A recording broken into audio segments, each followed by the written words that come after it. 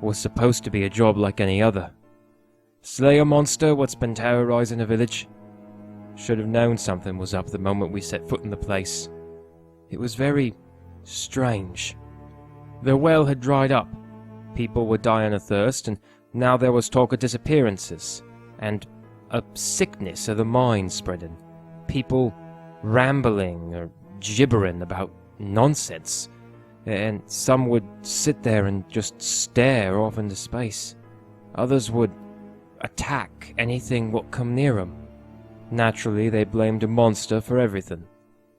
Me and my partner Evan went to the bottom of the well to investigate, as that's where all the madness started, they say. Nothing but rock and moss for a while. Then I stepped in something slippery. It felt like jelly, but smelt like rotten meat. Then Evan screamed. I heard it first. Its voice, it had a voice, but it was distorted. Every word was painful. It babbled nonsense in a dozen different languages from a dozen different voices, as if tons of folk all started rambling at once, and it hurt. The babbling voices felt like hot irons in my mind.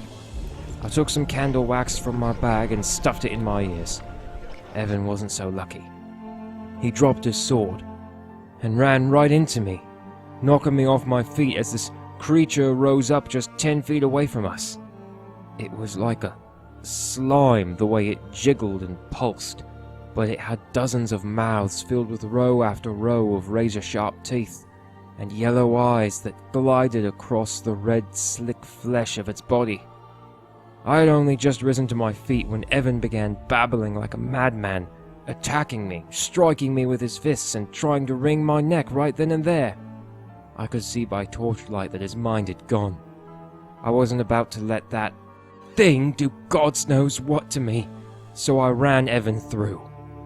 Left his body there to slow down the monster. As I climbed out of the well, the voices stopped. For a moment, everything went quiet. Then they returned, those terrible, maddening voices. Through the earwax, I could just barely make out Evan's voice, added to that chorus of insanity. There are many creatures within the world of Dungeons and Dragons. From the great beasts and animals, to the monstrosities such as owlbears, to even magical beings such as sprites or dragons. But there are things out there, so terrible and so horrendous, so alien to this world, that the terms of beast and even monstrosity are too light for them. These creatures are befitted only to be called aberrations. One such aberration is the Gibbering Mouther, an amalgamation of sharp teeth, yellowed insane eyes, and liquid flesh. Its amorphous form is roughly the size of a man, and its mouths and eyes constantly slide across the slick, gelatinous form of its body. Racked by madness, and driven by a never-unending hunger, the Gibbering Mouther lurches forward in the direction of prey. If it can find none, it simply moves until prey is sensed. This aberration pulls itself forward slowly, gliding across solid earth, mud, water, and quicksand with ease. Spreading its form out in pseudopods, the terrible mouths glide across the soft, fleshy body, biting into the ground and slowly pulling its form across all terrain. These pseudopods make the ground near the creature feel squishy and dough-like. This is just one way the Mouther catches prey. This monster is slow, so turning the ground around its body soft and malleable makes it difficult for the prey to run. As it gets closer, the body of the Mouther pulses and strains. Out of the largest mouth, a chemical glob is spat forward towards the prey.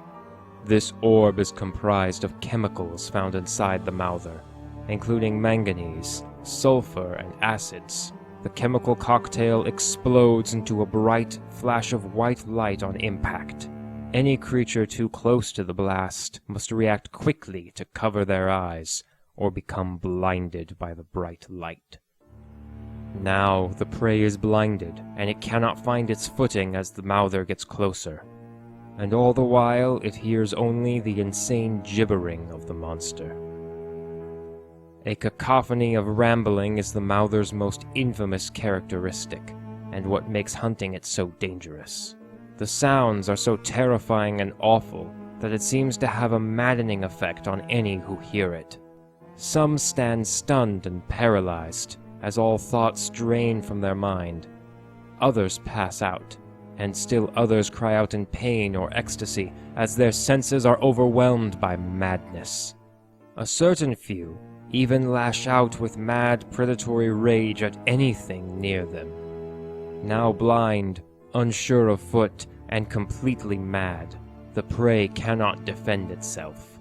The horrid babbling of the Mouther turns to complete silence, as its many mouths consume everything of the prey.